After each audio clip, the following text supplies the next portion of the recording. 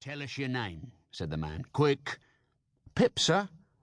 "Once more," said the man, staring at me. "Give it mouth."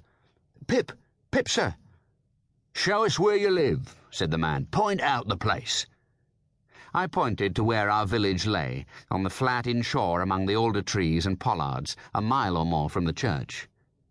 The man, after looking at me for a moment, turned me upside down and emptied my pockets. There was nothing in them but a piece of bread. When the church came to itself, for he was so sudden and strong that he made it go head over heels before me, and I saw the steeple under my feet.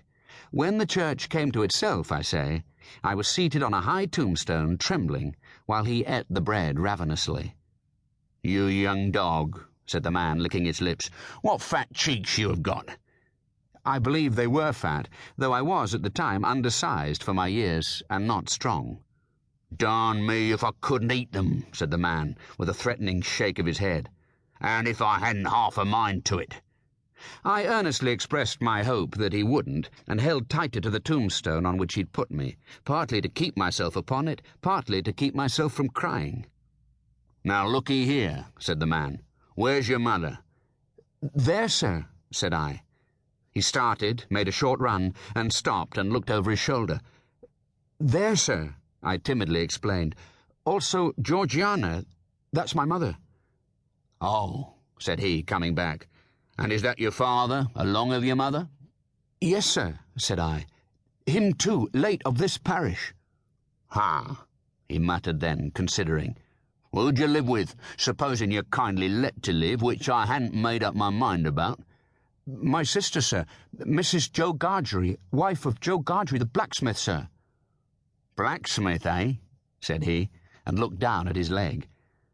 After darkly looking at his leg and at me several times, he came closer to my tombstone, took me by both arms, and tilted me back as far as he could hold me, so that his eyes looked most powerfully down into mine, and mine looked most helplessly up into his. "Now looky here," he said. "The question being whether you're to be let live.